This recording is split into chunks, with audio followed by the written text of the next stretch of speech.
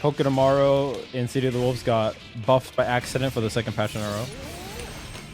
Amazing.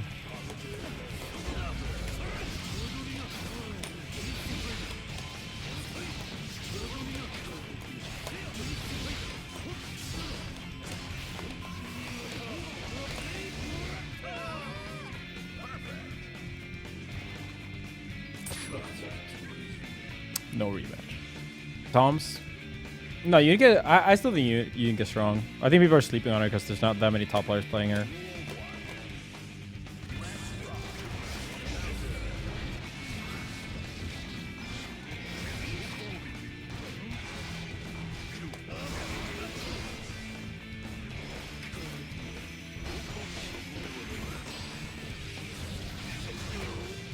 What a character this is, man.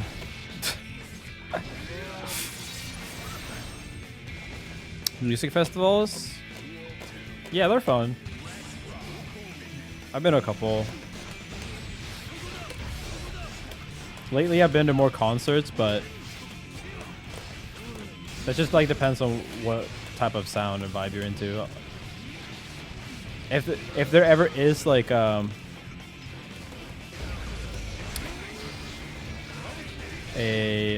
bunch of artists that you want to go to, like then festivals are great. Hello? I'm Johnny Health. Hello? Where is it?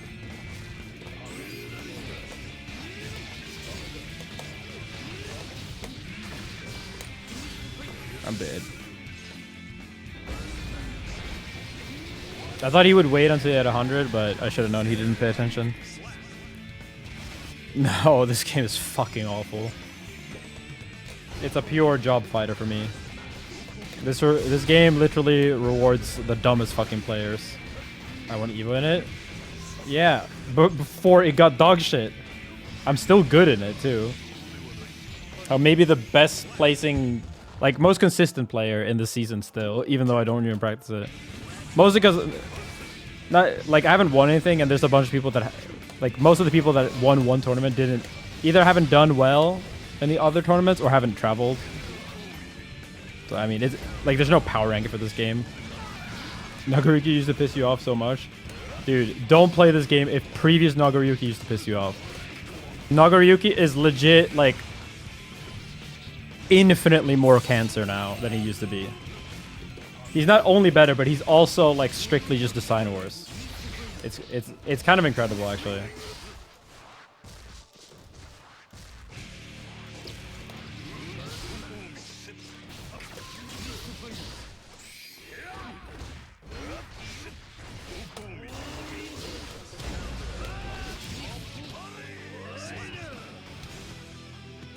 Basically, every single mechanic that they do in this game, and every balance change they do, it is to make things more volatile and more random and towards scrubbier playstyles.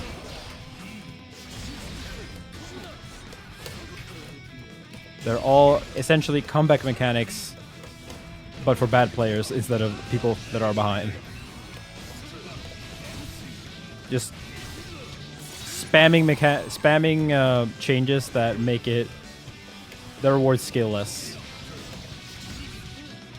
Basically, every counterplay option that people used to talk about when it's like, wow, this is the counterplay option you can learn against Leo, against Anji, against Nago, they just remove. So that it becomes pure guessing and pure just like throwing yourself at the opponent. All the hard characters in this game are bad, outside of Happy Chaos. Listen, I've played fighting games for many, many years. There's never been a sharper drop-off into about like, oh, we're just rewarding idiots now than Season 4 and Season 3 of Strive. Now, Season 4 Dragon Ball was not that because it got worse, but the game was getting steadily worse. Like, Season 2.5 of Strive was maybe like a 7 out of 10, 6.5 game out of 10. Then they introduced a bunch of new mechanics in Season 3 and it became like a 3. And now it's like a 1.5. Yeah, like for reference, Tekken Season 2 is a bad patch that was not even like half as bad as one of the like 4 bad patches that we've had now. It's so fucking funny. No, Dragon Ball also was made to reward less skill. Like, it is kind of crazy that, like, so I've been playing City of the Wolves, right? Like, I don't even like that game, but a lot of the problems with that game is just that, like, the roster, some of the mechanics that are, like, accessible, like, or, like, accessibility features, or just bandwagon features where, like, they just try to copy Street Fighter 6. But a lot of the problems with City of the Wolves is that it's a 1.0 game that people are competing for 4 million in, which will exaggerate every single issue that the game has, right?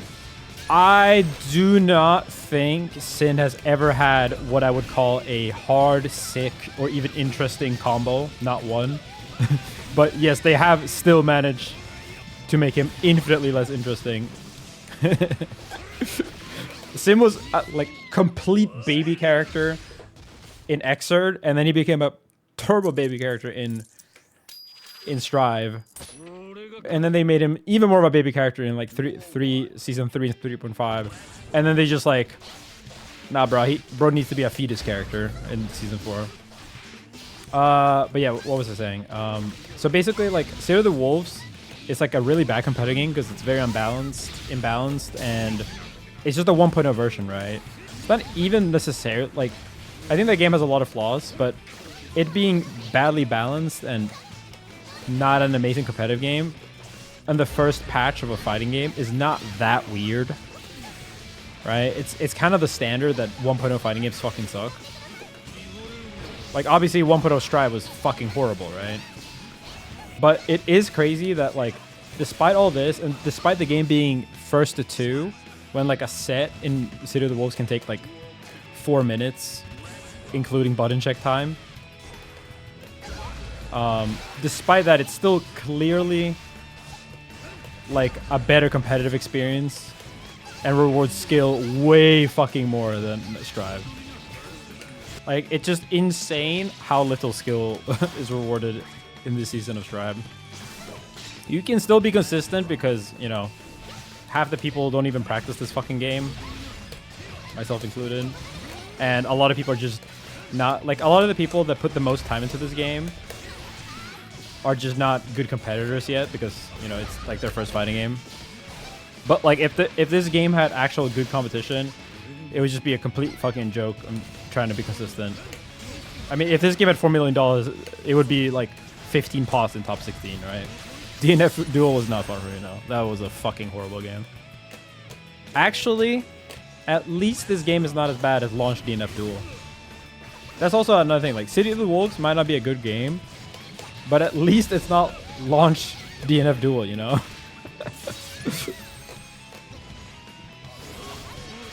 What the fuck was that DP?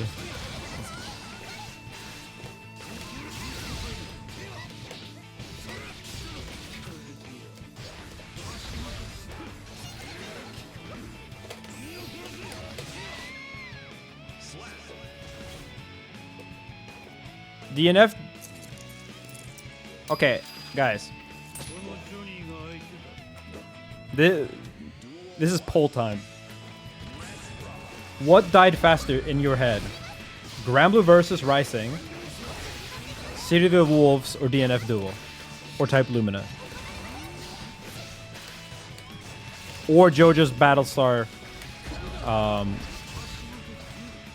like the new game, the re-release of an old game that didn't have rollback in like 2024.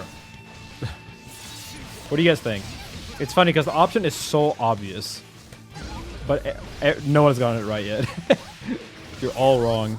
It's easily City of the Wolves, by the way. Right now, the JoJo game has 300 players. Granblue, this is not the actual one. Fatal Fury, with the free DLC yesterday, has less players than JoJo's. And this is month 2 of Fatal Fury. But DNF though, I can show you the numbers, but not only did DNF have a 3 times bigger launch than City of the Wolves, it also lived for longer. Don't get me wrong, DNF was a massive failure. It's just like, it is almost impossible to just drive home how big Fatal Fury's failure has been. Yeah, Fatal Fury has less players day after free DLC release and patch than King of the Fighters, King of Fighters 15, which was a game that did not have working netcode for 2 years. Stockholm Syndrome Sesh, just Stockholm Sesh. KoF 15 is not, it's not goated. Let's be real. KoF, I like KoF a lot, but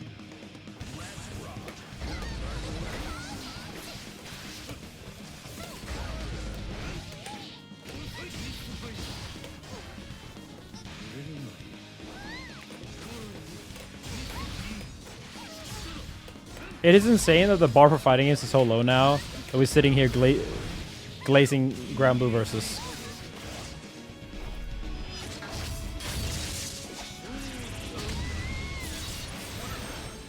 Really out here gobbling mid. Why would it be goated? What's good about Ground Blue versus? What's good about Ground Blue versus Rising that is not in Street Fighter 6? If you're asking why KoF 15 is good, I mean, KoF 15 is not goated because it's ugly as sin, still bad matchmaking, throws beat fucking meaties on Wake Up, which basically everyone still hates. In general, has a lot of like bad balance changes. It's still probably the best modern fighting game though. Neutral is not more dynamic in Ground Blue. And characters are not more dynamic than in Street Fighter at all. What the fuck? Guys, you know that in Street Fighter 6, it is actually possible to check Drive Rush on reaction, unlike 660. You know there's no fucking Brave counter in Street Fighter 6. You know they have more normals than fucking auto combo into special. Like, obviously, City of the Wolves is not a game I even think is good. But at least that one has redeemable features compared to Street Fighter 6. Grand Blue has no fucking redeemable features. Every player I talk to thinks it sucks too. Like even the ones that are winning shit on it. I didn't even play Season 1 Happy Chaos. I think KoF has issues with the gameplay too. Like I don't think Shadow Strike and stuff like that is that good either. Yeah. I think that the entire game in KoF is so safe jump centric is really lame. Because throws and Wake Up is so broken. It's also like I personally think it's also absurd levels of cheating to just ignore the package when you make a game. Because obviously it's way easier to make a good package, or I mean good gameplay, if you just ignore that things have to look good and feel good to play. Yeah, I don't know. I feel like Grand Blue vs. Rising is just one of those games that like, if that game did not have good art, no one would fucking play it. Because I haven't heard a single person who's like, wow, this character design is so cool. Like, which character design is cool? 6XL auto combo, 1, 2, or 3? Shoto number 55 or 43? Like, just say you jerk off to 2B and versus Susia, whatever the fuck they're called, and Galleon, and just be done with it, you know? We don't need to pretend here. I'm not gonna say it's a judgment-free zone, but your lies don't get past anyone.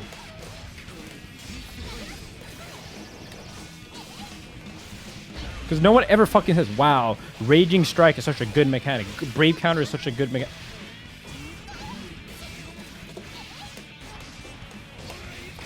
None of you guys can ever bring up like an actual thing.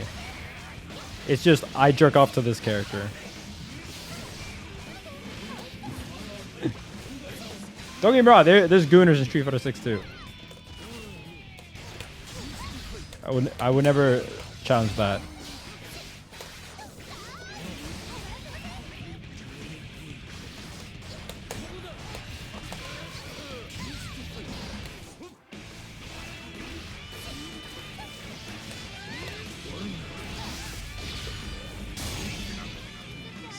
I think Grand Blue vs. Rising was an okay game. And then Street Fighter 6 just did everything about that game better, basically. Aki, Mystic pick a top tier challenge. Level impossible. She low-key top tier. And that's what you say now, and then you play one session versus a good player, and you're like, oh my god, man, my matchup. The Bison matchup. I can smell it. She's Ronaldo 2.0, bro. She's top tier when you're feeling good, and then post one ranked session, you're like, Ronaldo is so bad. Aki is one of the classic she has potential characters. She has been allegedly good and top tier for like 3 patches, and she's been massively buffed in every season, and she's still not a contender for #1. Whereas the #1 characters have been nerfed every single patch, basically. Curious. What the fuck is wrong with you? You're really gonna get into Ascendant competition with a Johnny player? What is wrong with you? Holy shit. These Bridget players, man.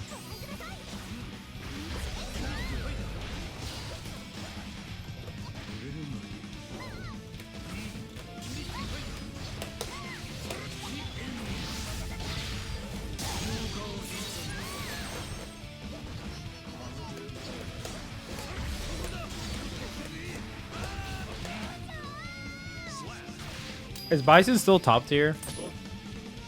Why don't you ever play the characters that you consider good, Mystic? Are you just a... Is this the striver within you? You don't think Aki is insane, bro. You literally... I asked you on God, and you're like, yeah, she's like high tier. No, it's... Bro. She's high tier in a game where there's like 10 top tiers, bro. On a high tier is all you need? Yeah, exactly. That's what you need to swap. Dash up to age.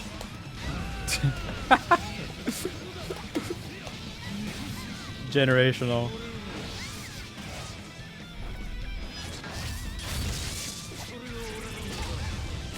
This is the game. This is what the game is made around.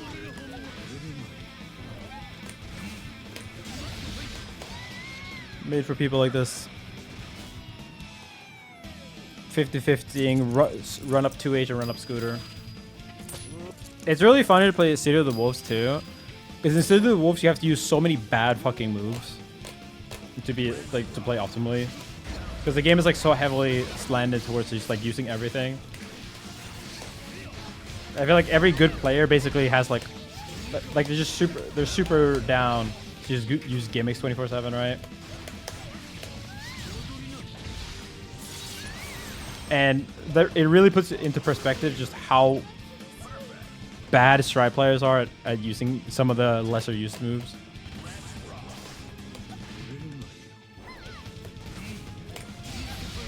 Dude, it's so funny that Callum White thinks I'm carried by Kine. It's too funny.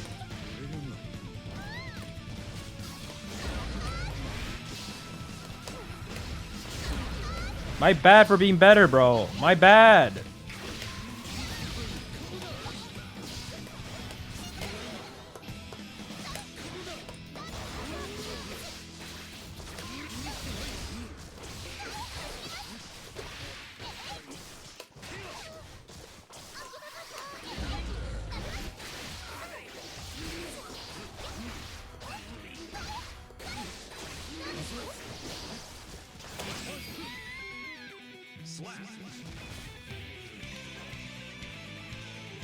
The thing is, and this is the fun part, is that if you see me in bracket, and you see me against the Hotaros, the Hokus, and the Billies,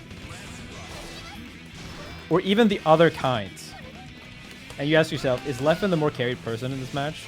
I know what you would answer. Yeah, if I play against a non-existent fucking T-Sock player, yeah, then I'm the fucking carried one. I agree.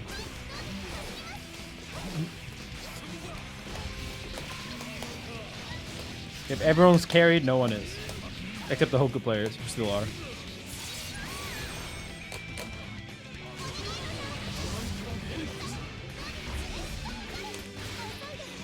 I think Hoku is easily the character that, like, even if I think the Billy might be better on paper, Hoku is definitely the character that carries the hardest. He's legit insane levels of carrying. You could just have 0 anti-airs, 0 footsie, 0 execution. I'm actually really happy. That's probably the win I'm the most happy about. Getting ET again and then beating him real bad. I told myself that it's best of 3 because I beat him at Head Stomper and then he beat me at CEO and clapped that ass at Hessen. He qualified though. He won at the one tournament with multiple qualification spots. RNG. Dai did say that he's going to be homeless once they nerf the Red Blow. I need a personal session with Dai, Steve, all the players once Hoka stops being god tier. Where are they now? Oh, okay. Nah, that was a fucking sick card hit.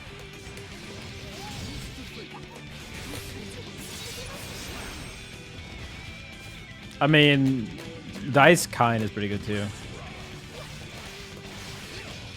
I think Dai is not the player with the necessarily best fundamentals, like, you know, like, oh, super clutch in tournament or has the best, like, you know, basic ass strike throw, best anti-airs, whatever. But I think he's one of the best players at understanding the mechanics of specifically Fatal Fury. And like how to abuse them well. Which is a skill that, while it's not like a standard fundamental, is a very important one. Especially if you want to succeed in early metas, right?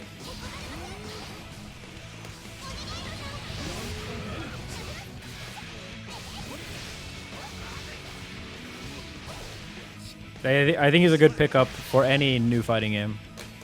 I haven't really met anyone really annoying for Fatal Fury, which is pretty interesting. Because I met a lot of people, and somehow most people just chill. But I think I've realized that it's just because it's different generations. I mean, it's literally only goated old heads. And the thing is this is something I realized, is that, like, if you're an old head, if you were around 10 years ago when everything was offline, you can't be like a fucking idiot. Or it's a lot harder to. Like, you have to be socially aware, because if you weren't, no one fucking invited you to things. If you were an asshole, like, and playing next to you was annoying, you would just not be at the local. You wouldn't get invited to places. Yeah, that's definitely the annoying part about rollback netcode. There's a lot more terminally aligned people, or people that don't go outside much. Gets a lot more people into fighting games, which is good, but, you know, it's hard to... It does become hard to quality control, for sure.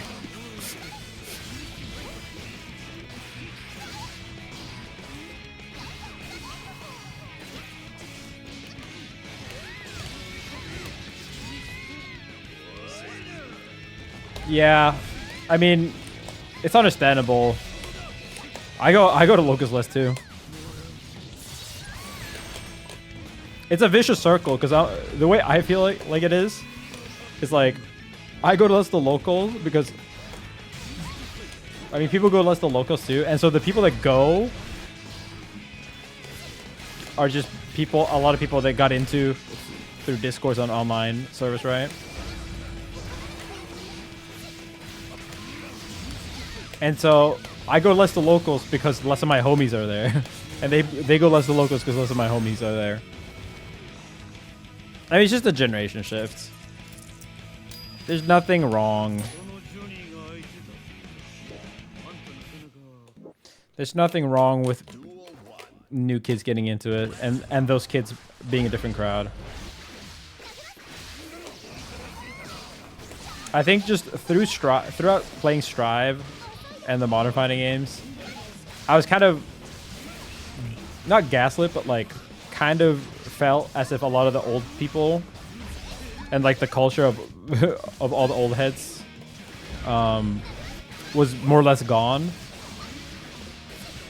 And then you play Fatal Fury, and it's all old heads that act like, you know, you did like 8 years ago in fighting games. So that was pretty refreshing for me. I was like, oh, there are people like me still. But it is also an interesting thing when you relate more to the 45-year-olds than the 25-year-olds. When you're 30, when you're in the middle. I might be getting old, lads. Might be Jover for me. Yeah, soon my hair will be naturally gray. I'm lucky that I'm not balding, bro. Shout out to my balding bros. But I mean, that's the way aging works too. It's like you generally go through phases, right? Like it's not like all linear.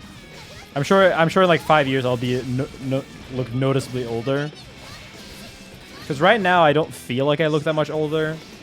I just feel older because the young people are very different from me. Yeah, Nuji boy, that's it's not a new theory.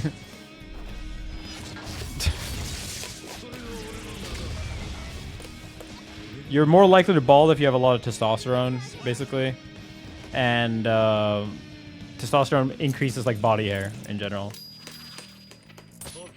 But it's also one of those things where it's like. It's also one of those things where, like, if you're getting bald, right? Like, if you're losing your hair, then you generally focus more on growing facial hair, right? Yeah, I'm not saying that's the only thing that determines if you grow bald or not. I'm just saying it's a factor. I mean, I don't really think that shit matters, like how old you look and shit like that. Like, actually, I think everyone, like, you know, even if you don't consciously care about it, it's hard not to subconsciously care about it a little bit.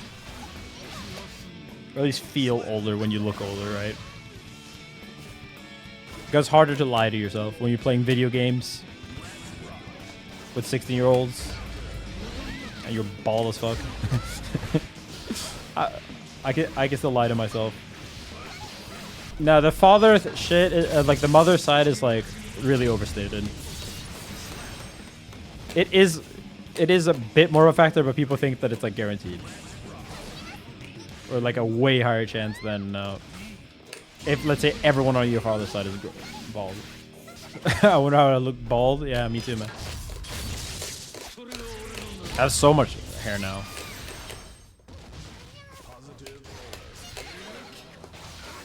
My hair is so thick too, so it gets a little hot during the summer.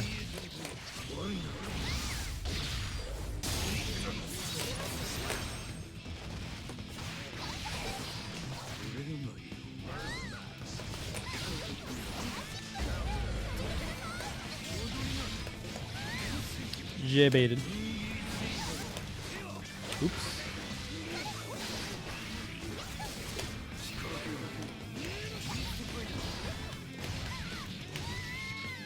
Chunk. Oh yeah, I forgot to check out the DNF thing. We were comparing fall-offs. I polled the chat on which game died faster. Like JoJo All-Stars Battle Royale that had no rollback, DNF Type Lumina, Granblue vs Rising, and City of the Wolves. And literally everyone guessed wrong. Not a single player thought City of the Wolves died faster than those games.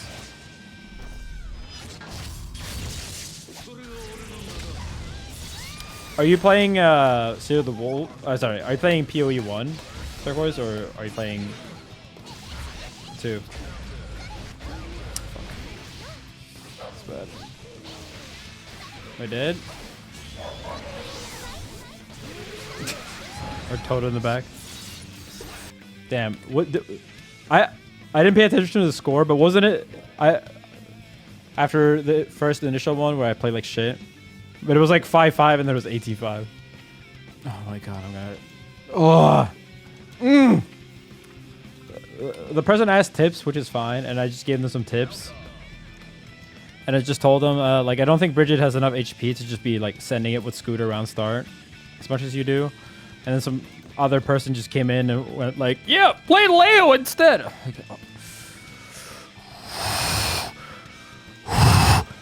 Interrupting someone else giving advice with their fucking strivisms. I'm gonna crash out.